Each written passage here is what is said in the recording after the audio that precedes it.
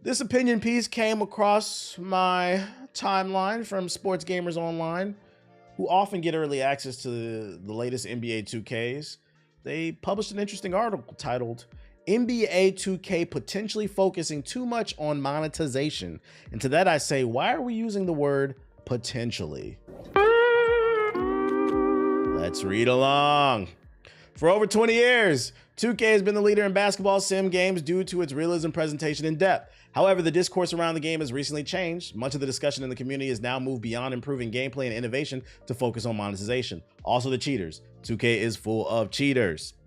With the rise of microtransactions, VC, and time-gated progression systems, players are questioning whether the NBA 2K financial systems are taking over the actual game of basketball.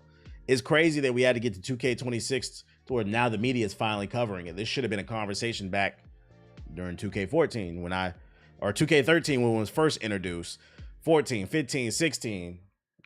Those games, this is a conversation y'all not ready to have. Those games that people hold dear to their heart, 2K15 to like 2K17, they are the reason that we are in the position that we are in right now. But y'all not ready for that conversation. That's why I said 2K16 is overrated. I think because some of you niggas was fucking 7 years old playing that game, you don't remember all the dumb shit in that game. Between the demigod glitches in 2K15, the park cards, the introduction of microtransactions, it's because y'all bought that shit. Y'all didn't listen. But anyways, the evolution of NBA 2K's monetization model. The concept of monetization has never been new to NBA 2K. Shout out to Rob with the sub, appreciate it. But it's become an extremely important element throughout the last generation. VC, or virtual currency, was initially a convenience feature that enabled players to accelerate progress. It has over the years been ingrained. See, that's where I disagree with this article off rip. That's disingenuous. I don't know if he's like maliciously doing that, but stating that VC was initially a convenience feature, no, it wasn't. VC was never a convenience feature. You know what a convenience feature is? We now have a generation of people who are growing up with sports games that don't remember when you played 2K, all you had to do was play the game and it would give you skill points like every other RPG, and you just applied the skill points for free. You just bought the game and fucking played it. You grind the XP and you level up. So no, VC was never introduced as a convenience feature. No, it was introduced to fuck you. And every year they've been fucking you a little bit harder. I gotta call cap on that wordage, that verbiage right there, man. My career is now closely linked with VC, the cosmetic items, animations, and even the simplest upgrades of the player. Although it's technically still possible to receive VC during a game, the time spent on it has increased significantly. That's facts. This design encourages players to spend real money, particularly those who remain competitive online or test different strategies. And let me tell you how they got into people's heads on this shit, right? You, the average consumer, plays a role in this, right? But you know who you got to place a lot of blame on? It starts at the top. Content creators. Yeah, I know. Oh, Lord, you don't want to have a conversation about this, right? Buying VC was always a choice, but the biggest content creators in the 2K space chose to shuck and jive for Ronnie2K so that he can get a new wig. Now Ronnie has more wigs than fucking Thanos has Infinity Stones. Matter of fact, if you open up Ronnie2K's fucking closet, he will have a big ass golden glove with 5 slots on that bitch, and he put one of every different wig he got in that bitch. He got some box braids. He got a bowl cut. He got a taper, a burst fade. Just whatever haircut you can think of, he just put it in the glove. And then when he put all his wigs in the glove, this nigga gets unlimited power, and he thinks he can talk shit to us on social media. Y'all funded this. Yeah, he got the Jerry curl in there. Matter of fact, the Jerry curl is the last Infinity Stone in his glove. So if you ever touch his glove, that shit is mad greasy. You're like, nasty ass nigga. Anyways, fuck them. That's not the point. That's beside the fucking point. The Diddy, he got the Diddy mohawk in that bitch, bro. Oh, that's fucking funny. All right, back to what we was talking about though. Although it's technically still possible to receive VC during a game, the time spent on it has increased significantly. This design encourages players to spend real money, particularly those who remain competitive online or test different strategies. So back to what I was saying before I went on my tangent. I got to put some of the blame on content creators. I mean, when this stuff first came out, I was one of the few people that was warning people do not buy the VC. I particularly said this is a slippery slope. And I remember seeing on social media certain content creators who were big in the 2K community were posting screenshots of comments of people in their comment section on YouTube, making fun of them, calling them broke. It created this culture where like, oh, you can't afford the VC, you just fucking broke. Like, bro, you should only have to buy the game. That plays a role. It plays a psychological role. It makes you feel bad and it makes you feel like you got to do extra just to enjoy the game that you already purchased, by the way. Yes, the FOMO.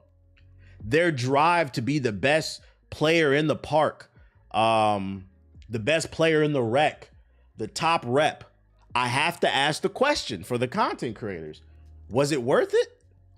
What was all that for? The 2K League doesn't exist anymore. I'm gonna be honest. The average 2K content creator, you're broke. Yeah, I said it. With the exception of a few, most of them are probably living paycheck to paycheck. We see that viewership. Their viewership is only high.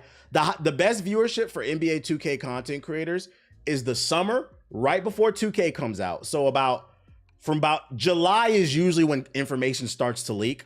So from about July to about October, that's when they eat. After that, them niggas' channels fall off a cliff and they just patiently wait for Ronnie to give them an invite to the next joint. So then I gotta say, was it worth it? Most of y'all didn't make it out your mom's basement. I don't know. You could have worked on yourself and made better content, but y'all not ready for that conversation, man. Most of these content creators are now going to do IRL content. They're not even doing 2K anymore. Not most. Those ones been pivoted. They're still a 2K. They're still a strong 2K community. Nah. But some did pivot. My career has received a fair share of criticism on monetization. The establishment of a new player begins with poor attributes, fewer animations, and less competitiveness in online games.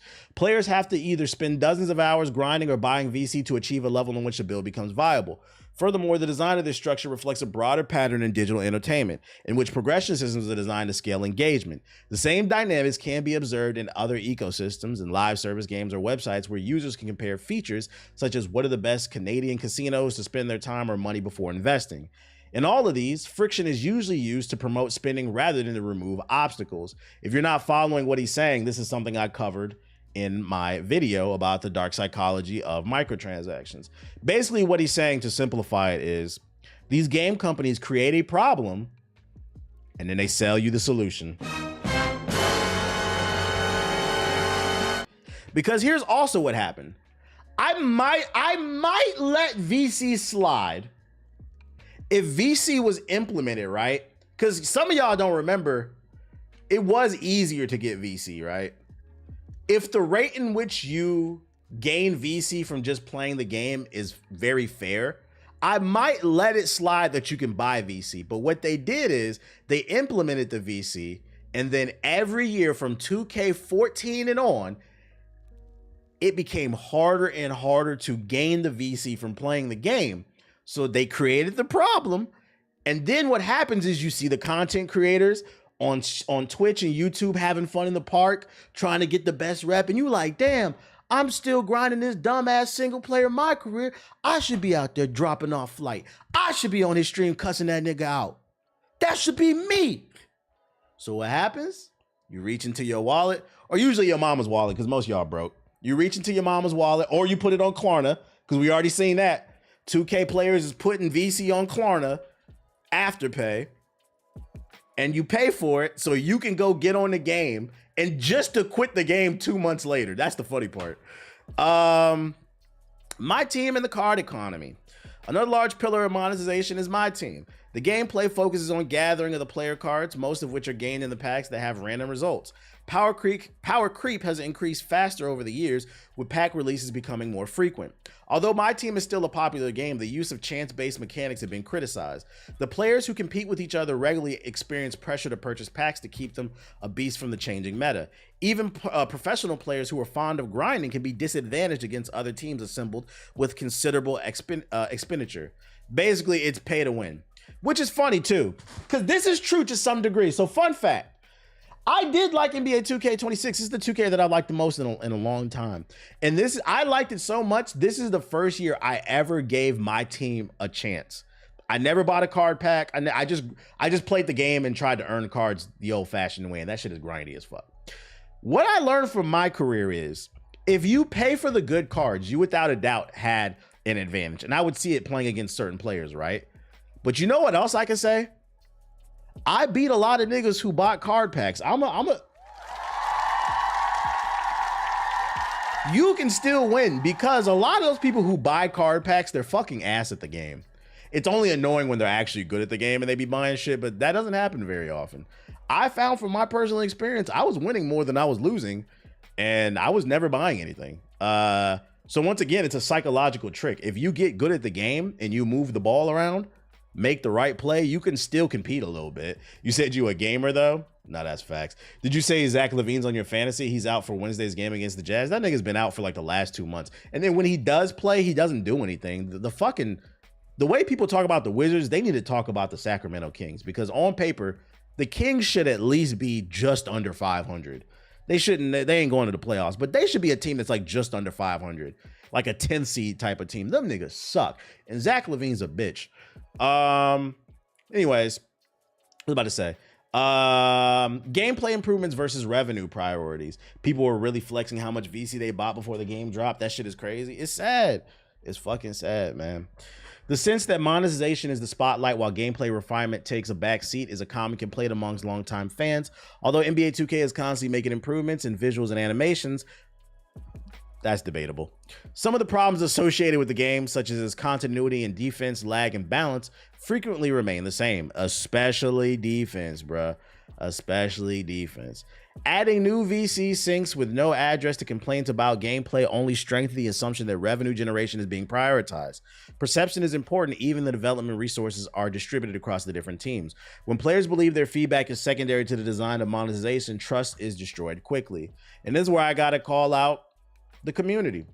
What he's saying is true, but the community plays a role in this. Every year people get fucked over, and every year you continue to spend.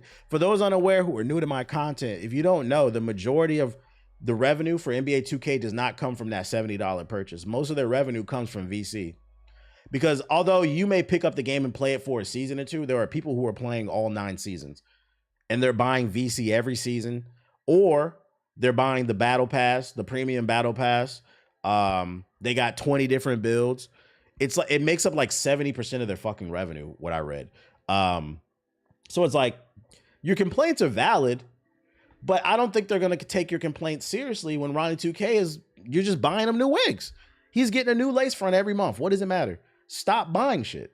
The VC grind and player fatigue. Yeah, they call them whales, where like 10% of the audience is basically carrying the game. But I think there's far more whales in NBA 2K than the average kind of live service game. Another, because the whole concept of VC has become culturally acceptable. When the community allowed VC to be culturally acceptable, that's when shit got fucked. And part of the influencers play a role. Like, people should have been shaming people who bought VC and then didn't. Because what happened was, I do feel like when it first came out, people were shaming them a little bit. But then it's like the Russell Westbrook meme. But then they pulled that wallet out and they started buying VC themselves. Then it became normalized. Yeah, it's a lot of megalodons over there. It ain't just fucking whales, bruh. It's transformed as how players interact with the game every day. Things that previously seemed to be optional now seem to be like must to make effective progression. Daily spins, reoccurring quests, and online games are meant to maximize engagement, but may lead to burnout. To most gamers, NBA 2K has become a live service grind rather than a sports sim. Rather than basketball IQ, shot creation, or team play, winning is in most of the cases associated with the amount of time or money an individual is prepared to put in. Cosmetics I can understand, but leveling up is crazy. No, even the cosmetics, no. See, I don't agree with that either. How many shirts does your digital player need? You need a new, like, usually when I play 2K, I buy one fit and that's it. I just until I get off the fucking game. But you got 20 builds and 20 fits for each build? Absolutely not. That's excessive, because a do-rag is like $50,000 in the game. So you have to buy VC to get it. The clothes are part of the problem. It's not just the gameplay. Here's why monetization keeps expanding. NBA 2K has no unusual monetization strategy from a business perspective. Development costs are higher. I would like to see their books. I don't know if I believe that. I believe NBA 2K has been on the same gameplay engine since like 2K14. Every year, like, it just looks a little bit better. Kind of like Bethesda games. They just kind of upgrade the engine, but it's at its core, I feel like the foundation of modern NBA 2K is NBA 2K14. Even when we jumped to the PS5, I didn't see an engine upgrade, and that's what I was hoping for. It feels like it's the same engine, it's just slightly better. So I got to call cap on development costs. Licensing costs are high, and yearly development cycles require reliable sources of revenue. Microtransactions offer stability in addition to initial sales in the game. So he's basically blaming the fact that they have licensed music in the game as one of the reasons why the price of VC has gone up. And to that I'd say, well, if you give me the option for less music in the game, because I'm gonna be honest, I mute the music the moment I get the game. I listen to my own fucking music. That's cap, bruh. Take that shit the fuck out the game. Put 10 songs on that bitch and keep it moving. We don't need new songs every season. Is like, this is the gaming equivalent to, and I'm not gonna lie, only adults are about to understand what I'm about to say. You little niggas that just be talking on the internet, you're not gonna be quiet. This ain't for you. This is the gaming equivalent to when you living in an apartment complex and you come home from work and you see them painting the walls, they installing a new slide on the playground, just fixing up they finally cleaning the pool, they fixing up the amenities. Do you know what that means? That means next cycle, when your lease, when it ends, they're gonna raise the price on your rent. They're gonna be like, oh, we finally cleaned the pool, we added some white paint, we added a new slide, so we're gonna have to charge you an extra $500. Nigga, all I did ask you was to clean the pool. I didn't ask for this paint and all this other goofy shit. This is the gaming version of this shit. We got to get the Uzi in there. We got to get the new ASAP Rocky. We heard Rihanna's coming out with something new. So we got to put it in the game because Roddy needs a new wig. Like, who gives? If you gave the average 2K player, if they put out a survey and they said, how much does licensing music matter to you? I guarantee you most people in the community be like, get that shit the fuck out my face. If that's going to lower the price of the game, get that shit the fuck out my face. We got Spotify. We got YouTube Music. We got Apple. We got other shit. We got Tidal if you're weird. I want to hear this shit. Get the fuck out of here. Community pushback and long-term risk. NBA 2K and its fans have become increasingly vocal about monetization. VC pricing, grind intensity, and the cost of remaining competitive are consistently featured on social platforms and by content creators. Although the franchise is still commercially successful, there is a risk of losing long-term loyalty due to sustained dissatisfaction. The future of 2K depends on whether it can refocus on its priorities. Monetization is not going away, but it should go hand in hand with reasonable progression and real gameplay enhancements. When the balance shifts too much towards the revenue extracting side, the question will not be whether NBA 2K is placing too much emphasis on monetization, but how long players will tolerate it. I gotta disagree with this final statement. I don't think 2K will ever lose its audience as long as there's not competition. And a great example is Overwatch. Overwatch wasn't doing shit the last 2 or 3 years. Guys, Marvel Rivals just came out in the last year and a half. You saw how fast Overwatch got it together? They saw that player count drop. Competition is the answer. I know EA was supposedly working on an NBA Live. I don't know what's going on, man. But then here's another problem too. Let's say EA does work on a basketball game. Another problem we have is a cultural issue, right? A lot of 2K players, they don't know how to give proper feedback. Unfortunately, I feel like, and y'all can correct me if I'm wrong, but me personally, as somebody who did play NBA Live, I feel like a lot of 2K players were reviewing that game for what they wanted it to be versus what it was trying to be. That is not how to review a game. A lot of people went into NBA Live saying this shit is not 2K. Damn, that must be why it says NBA Live on the fucking box, you dumbass.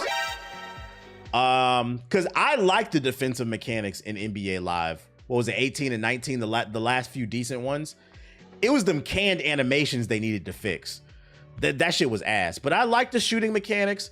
I like the dribbling. I like the defensive mechanics. I felt like the defense actually rewarded you in NBA Live. It was like a little mini game in itself. It was the canned animations. That shit was terrible. And then the lack of probably online modes in comparison to what 2K had. But there was something there that they could have worked on, but people didn't give it a chance.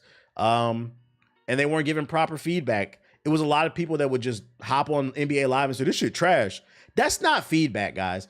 Especially, isn't it fascinating that the 2K community says they want competition? Competition comes along, and instead of giving encouraging proper criticism, they revert to this shit trash. That's not feedback, guys. Because although this year is trash, next year it could have got better. Yeah, the live 18 defense, it was decent, but people didn't give it a fucking chance. This shit trash, bro. We got to expand our fucking vocabulary. So I think as long as there's no competition for NBA 2K, it's the only basketball game on the market, I don't think it's going anywhere. They are addicted to microtransactions. We got a bunch of microtransaction crackheads. Y'all remember, what was it? What movie was that? With Nino Brown. New Jack City. New Jack City? Y'all remember the scene when Chris Rock was smoking crack with his girlfriend, and she got the pipe in her mouth, and she was like, I used to be prom queen. And I'm paraphrasing, but Chris Rock was like, yeah, look at you now, bitch, a crackhead like me. That's the 2K community, bruh. That's the fucking 2K community. They're crackheads and they don't even fucking know it, bruh. You the prom fiend, bruh. They don't even know this shit. So we gotta, I try to do my part to try to educate, but unfortunately, a big problem with this community is not just Ronnie and the rest of the dev team. The consumer plays a role, and you cannot control, before I move on, this is where I'm gonna leave it. You cannot control what the corporation does, because you have to understand a corporation's goal is to extract as much resources from you while doing as little work as possible so that they can maximize their profits. If you understand this about every corporation, then you will understand you, the consumer, has the power actually, but you have to enact on that power. And that's saying, I'm not going to participate in this. Until you do that, nothing will change. Hopefully somebody listens. I'm going to keep saying this until the day I die, till I'm blue in the fucking face. Not suicidal, by the way. Ronnie2K's wigs can never get me, nigga. What the fuck? At this point, the 2K community is too far gone, and I pray on their downfall. Well, I believe, as corny as it sounds, you have to be the change that you want to see, right? It's not enough to just bitch and moan and say they never gonna change. So that's why I'm gonna keep spitting this shit till I turn face in the blue in the face, hoping maybe one day. I'm not putting it at a high percentage because I understand where you're coming from. I'm gonna give it a 10% chance. Maybe one day they wake up. Because to be fair, there are crack fiends. There are drug addicts who recover, right? And they're walking amongst us, living healthy lives. They went to rehab. It can happen, but it is hard. We gonna see. We gonna see. I'm proud that I bought it on sale and I only bought VC once. I only had one build this year. That was it. I ain't spending that money on that damn game. The content creator should normalize play now on 2K. Or at least bare minimum, just be responsible as a creator. Be like, hey, look, I'm a creator and I live a lavish lifestyle. I'm able to afford this thanks to you guys. But if you are hurting on cash, please be a responsible adult. I feel like it's incredibly, and to be fair, he did respond to my video. I guess he saw it. That content creator that put VC on Klarna, like he joked about it, but like that shit is not funny. I feel like if you want to be an influencer, be an influencer. That is irresponsible as an adult. I've always said, if this was not my job, I would not be buying video games all the fucking time. I would still be a gamer because I love games. But I would be much more fiscal, much more responsible with my money. I feel like instead, motherfuckers is hopping on commercials, cheering on the gambling and shit like that. At what point do you be a decent person? That's all I'm saying. Frugal is the word. Yeah, my bad. Frugal. I said fiscal. VC's the gateway drug to gambling. It is. Shout out to John with the sub. You feel dissolved and the water's beginning to rise. Become the light in the darkened world. Yeah, somebody got to do it, bro. Somebody got to do it. I just know if shit ever does change, y'all niggas better clout me up because before we move on, let me tell you what else is going to happen. If people finally do wake up to group economics and start doing better, what's going to happen is people going to try to rewrite history and act like they was always on that side. No, you wasn't. No, you wasn't. You was one of them people buying VC by the pound, just gluttonous, promoting, no, you wasn't. We gonna hold you accountable. Yeah, they gonna try to retcon. I was always on this side. No, you wasn't. You was on the bad side, bro. In other news, you guys remember that game Romeo is Dead? For the past couple weeks, a lot of people in the chat have been asking me if I'm gonna play it. It's their most anticipated game of the year. They said it's gonna be super slept on. Well, the reviews dropped. I said I ain't playing this shit. It doesn't interest me. I lived the trailer. It didn't really interest me. The reviews dropped, and you know, sitting at a 74 overall Metacritic. So maybe taper those expectations a little bit. We got some 9s, some 8s, some 7s, some 6s, and a 4. A fucking 4. Now, 70 is passing. It means it's decent, but you know, it has some problems. It's aight. Yeah, it's aight. It's aight. This further just reiterated my agenda. I'm not playing this shit. But if you look forward to it, more power to you. If you like it, we love it. Because 70 is still a good game. Just letting y'all know, the reviews came out. What else we got? Oh, this is coming from the Gaming Leaks and Rumor Reddit. Take it with a super grain of salt. But apparently there was a hands-on event in China for Marathon. And some impressions are coming out. Ooh.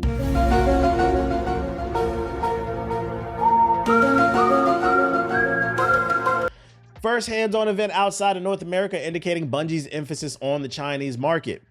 They were blown away by most by the expanded world building and narrative. The tutorial and the faction intros give clear origins and motivations. Players can even discover the will of Dr. Strauss, a key figure who connects many narrative threads from the original Marathon games. Translation: some of the articles that we've been hearing about this will be the first narrative-driven extraction shooter. If you like story in your game, they're really doubling down, and apparently, according to some people, that's true. Personal impressions are that the PvE is extremely challenging. AI is constantly calling in reinforcements as time goes on, so there's no clearing the map. Environmental hazards like poison gas vents, perimeter turrets, and landmines are everywhere as well. Med/shields are expensive to buy from vendors that by the end of the play session, the reviewer could not even afford them unless he sold all of his buffs. Early combat or PvP is almost guaranteed to be a net loss. Expect the high-risk exploration experience to push players to focus on missions to upgrade base stats, meaning you're going to have to really play together. Expect there will be little to no player cooperation, calling every enemy player a loot pinata. So basically the people they was playing with, they was getting active. Game's going to be gas, I'm convinced. I hope it's good.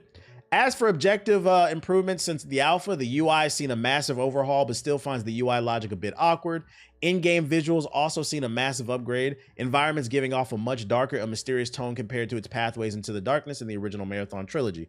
Skill distribution across all classes is fairly balanced, allowing for flexible team compositions, meaning there might not be a meta, but I would take this, we'll take all this with a grain of salt, but I would super take this with a grain of salt. We got to keep in mind, these are coming from journalists, these opinions. These opinions are coming from journalists, and what do we know about journalists? When it comes to games, them niggas is not good. They're a little slow.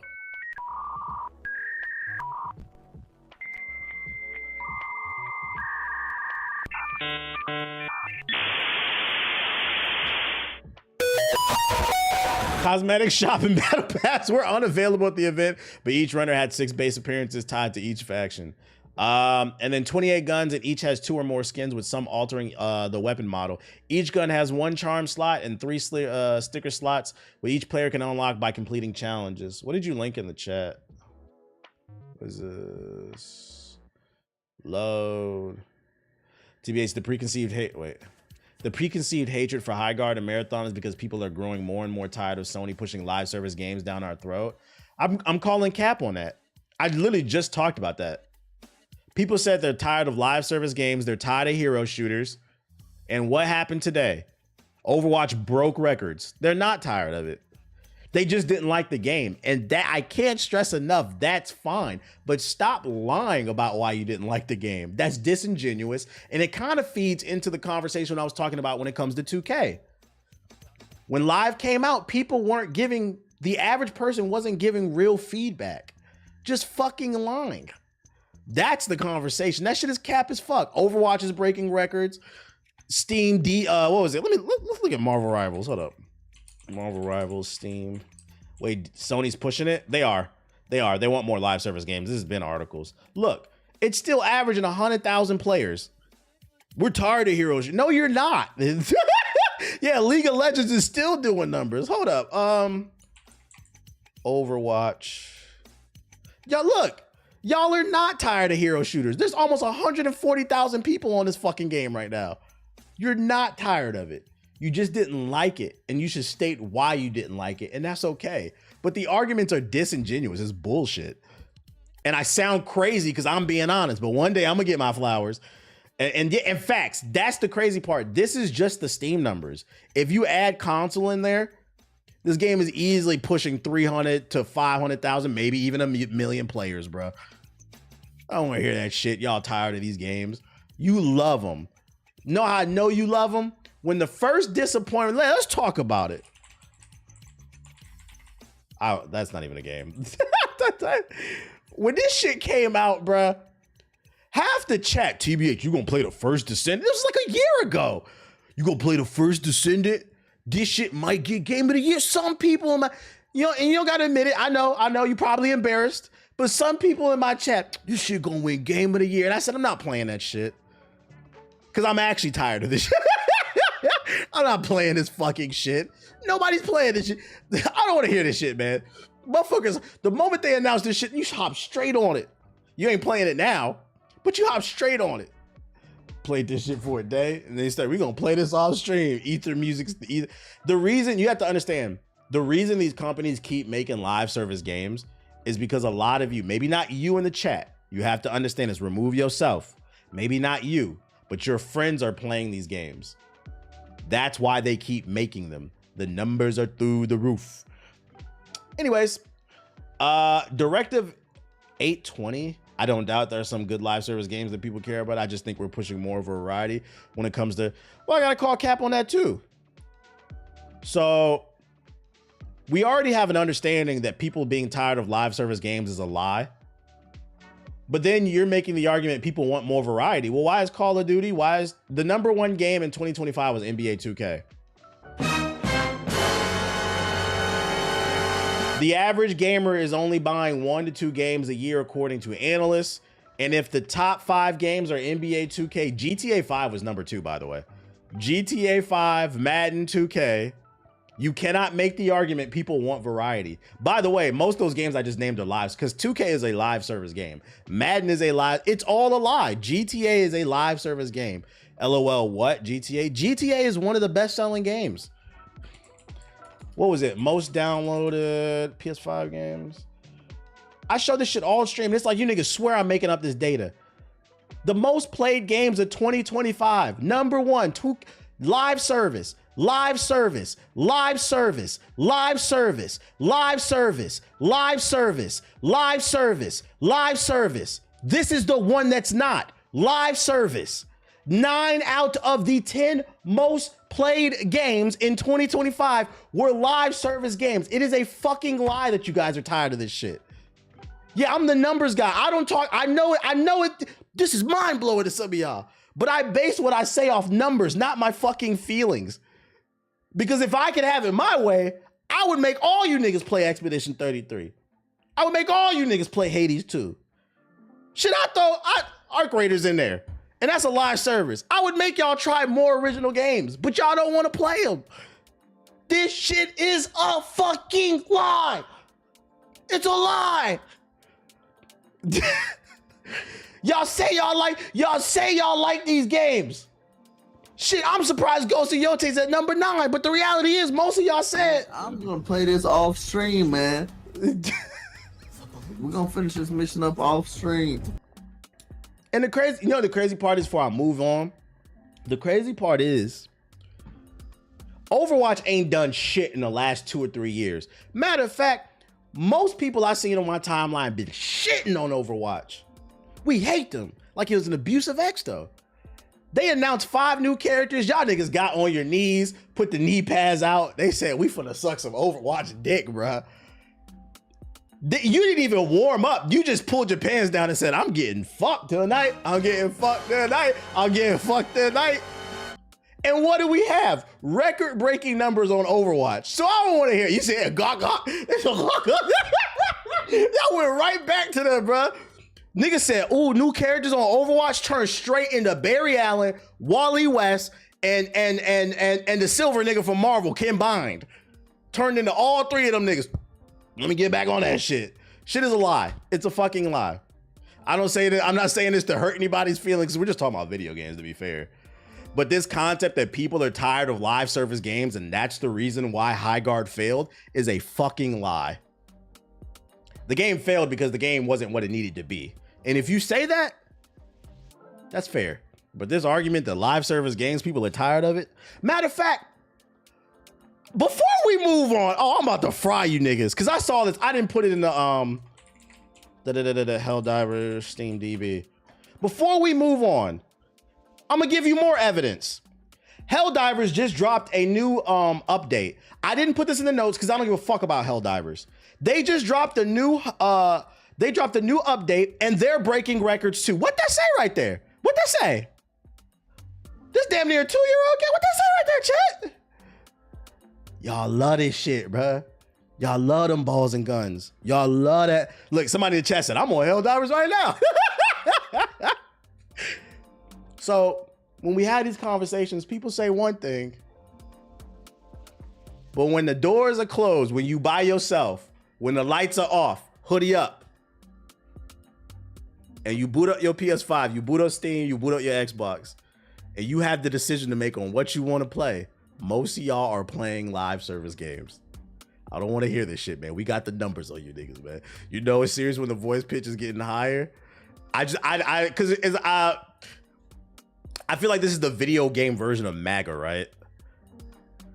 I don't know what I'm supposed to do if I show you the facts and people say you're lying. I don't know what I'm supposed to do. Live service games hit the streets like crack in the 80s. Real shit. I don't know what I'm supposed to do. I'm showing you the factual information. And people are like, nah, man, that's not it. I don't know. Ain't nobody playing that shit. Maybe you aren't, but a lot of people are. You done got TVH preaching to this bitch. And I'm gonna be honest, I don't really care that much that y'all like live service games. I just don't understand why people lie about this shit. Why are you lying? Why are you fucking lying? Ghost of Yote should have been much higher.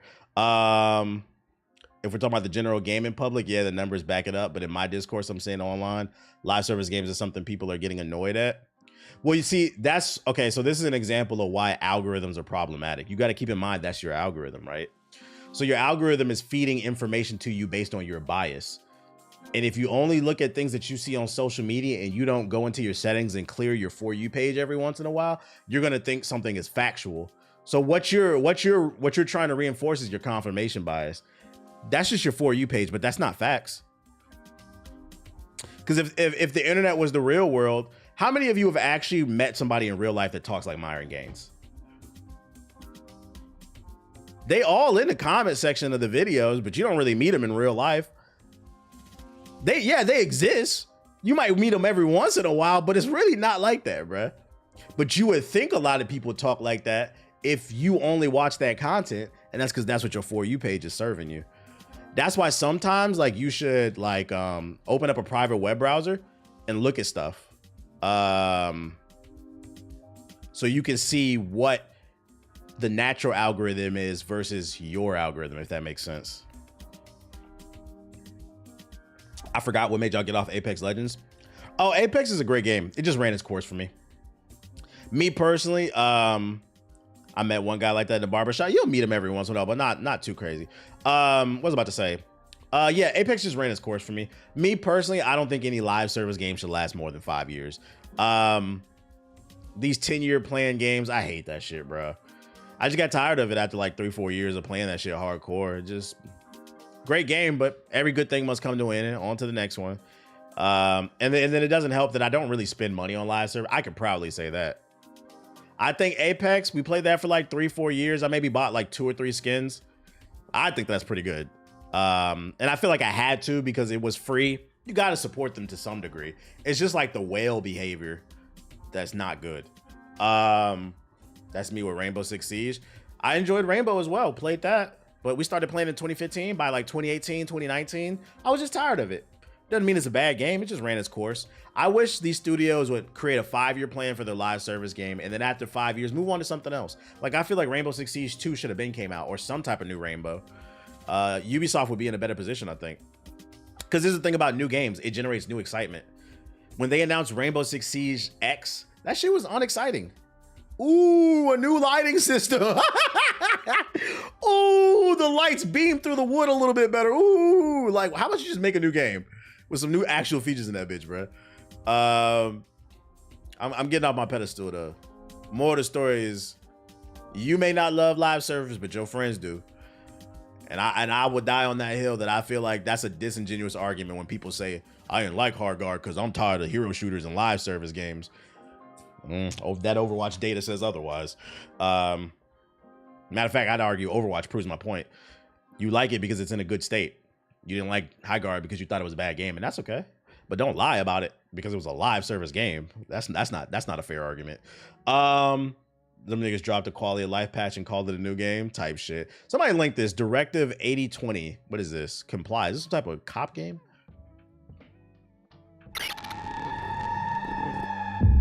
It's me! You gotta let me in! They're right behind me! Open the fucking door! You can't leave me out here! Please! You gotta make a choice. No, it's a horror game. I see it's a choose your own adventure. Fuck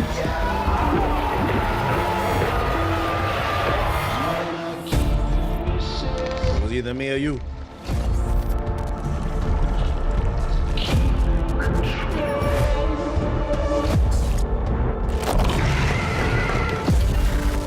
Or save humanity. Massive Games. What did they make? That name sounds familiar. What did Massive Games make?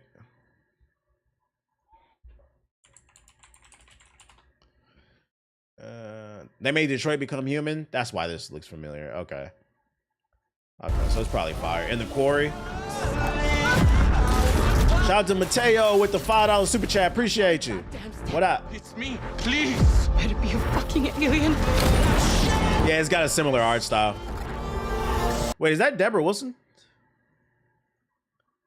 That looks like it.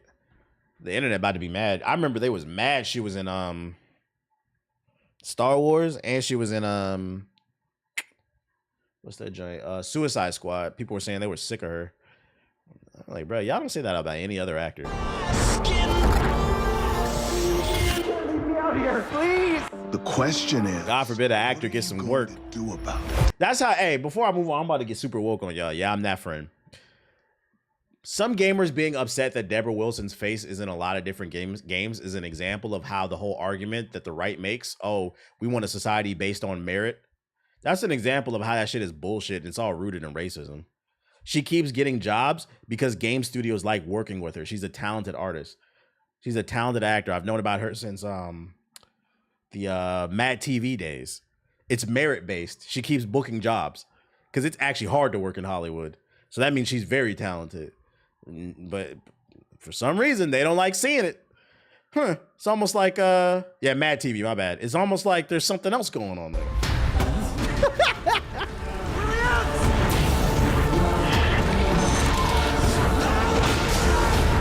You don't like it, you go be a voice actor.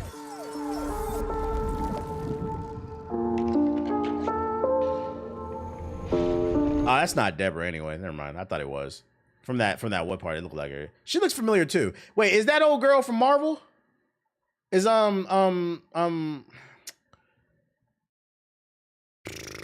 the one with the light powers and shit like that. Photon or some shit like that. Monica, yeah, Monica LeBeau. Yeah, the one that plays Monica. Okay. Either way, a win is a win. Shout out to the black women. Yeah, that's gonna piss them off. I'll tell you this much. Now that I know who made it, they make good games. This is a maybe. This is a game. It depends on when it comes out.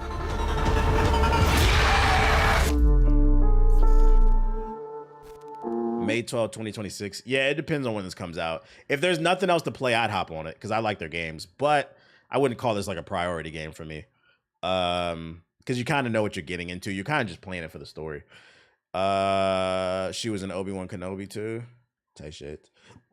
What else we got?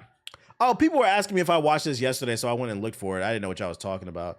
Apparently, there's a 6-minute in-engine Chinese New Year special for Black Myth Zong Kui. Is this like gameplay or something?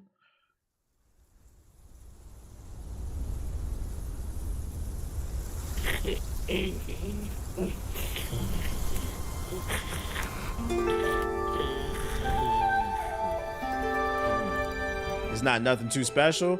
Hey, well, this bitch 6 minutes long. I will skip it.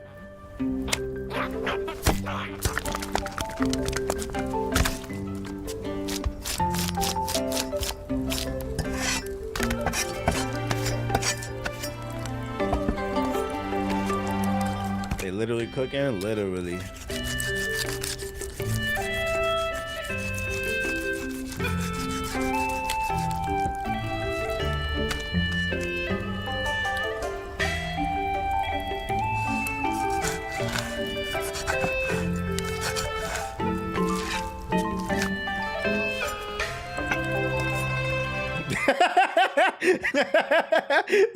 You say, oh, geez, another swords and sandals game. That's fucking funny, man. I love that shit's become a meme. Well, potion and wand, swords and sandals. Shoot and go get it.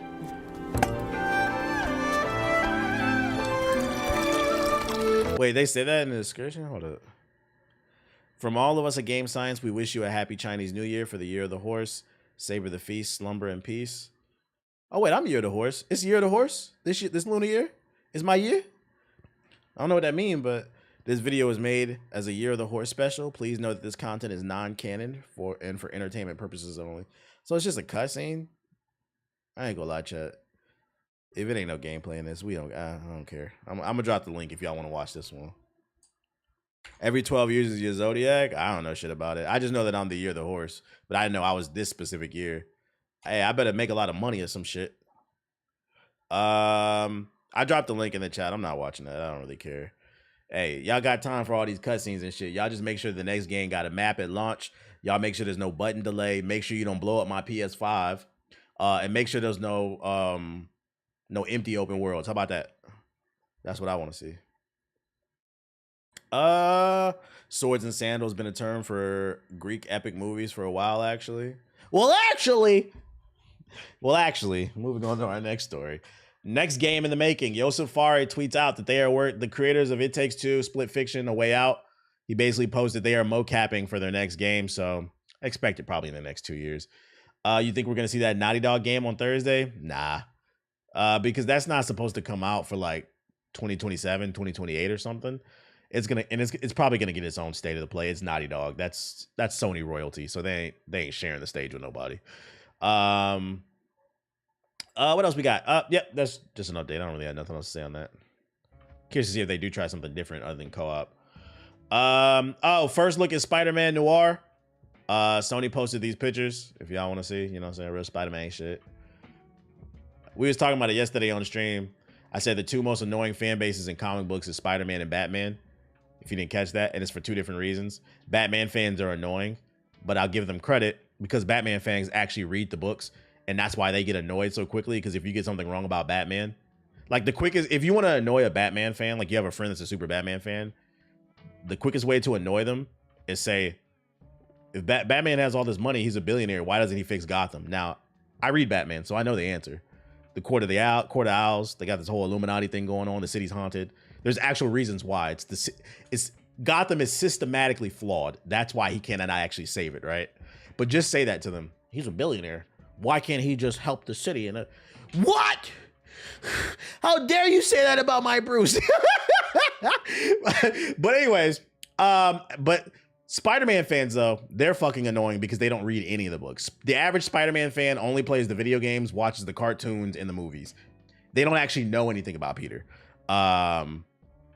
So expect all your Spider-Man fans to get all your Spider-Man friends to get super excited about this. I'm not saying no Spider-Man fans don't read the book, but A lot of them don't. Expect them to get super excited about this. Expect your average Spider-Man fan to be in your ear like Draymond Green and that fucking meme, like talking to Kevin Durant and shit, trying to tell you about Spider-Man Noir, knowing damn well they never read a Spider-Man Noir book. I'm gonna be honest, I've never read a Spider-Man Noir book. I don't know shit about him other than he's a detective. So I'm excited to see the show and learn more about the character. But they're gonna be in your ear being fucking annoying, trying to act like they know what's going on. And you make sure to tell them, shut the fuck up. And then here's some more shit. I'm not afraid to admit I'm a casual Spider-Man. And there's nothing wrong with being a casual fan of anything. But I think everybody wants to be part of the conversation in social media nowadays that people are afraid to admit they're a casual. I say I'm a casual anime fan all the time. Shit don't bother me. I just don't have time to watch a lot of anime. I watch it when I watch it. We got Nicolas Cage's motherfucking Spider-Man. When it's coming to Amazon. It said coming soon, so I'm pretty sure because these are images. I'd imagine these images are probably from the trailer. They're gonna drop a trailer soon. I never knew he existed till the Spider-Verse. I knew of him before, but it didn't really interest me looking into the character. Casual is the best way to consume. Yeah, because then you don't got to worry about too much, you know, being too hung up on things. Lies of P and the Overture DLC has now surpassed 4 million copies sold. 90% of the total revenue generated from Western market. Shout out to Neo Wiz. Although I thought they would have sold more by now.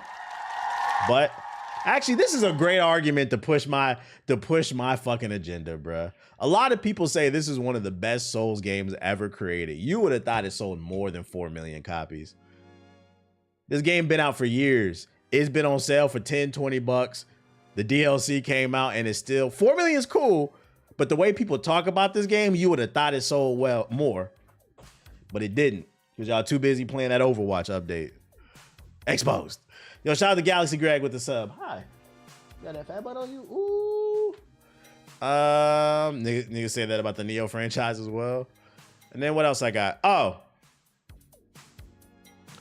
I got some information. This video came across my For You page. I'm gonna just share this information with y'all. I ain't gonna speak too much on it. I'm gonna play the video. And then, you know, y'all can form your own opinion. By the way, I've never been suicidal.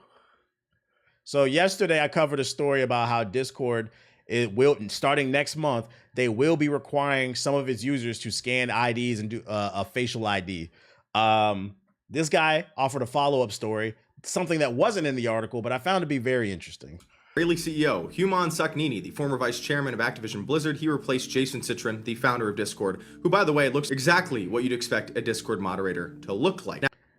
You're not following? The original creator of Discord has stepped down, and now there's a new CEO. Some say the Discord servers were promised to him 3,000 years ago. Now, you have to upload a photo ID to use the platform. Well, at least most of the platform. You can still use the platform without it. I'm sure this won't change at any time in the future. I mean, we've never Shout out to Watts with the big raid. Just implemented ever, and then they become the norm. Discord was hacked last year, funny enough, and the hackers gained access to 70,000 photo IDs for age verification checks. So I'm sure this isn't a privacy and security issue whatsoever. There was mounting pressure historically against Discord, and Roblox for that matter, because of the amount of grooming and child endangerment that happens. I personally support restricting Discord, but it is worth noting, every single search engine, every single AI agent, every single email service catalogs all of those ain't turning his faces. To retain privacy and become anonymized, but I'm very doubtful the majority of the population will ever do that. So in the future, we will have a de-anonymized internet, and you will have restricted free speech. I believe you have basically two options.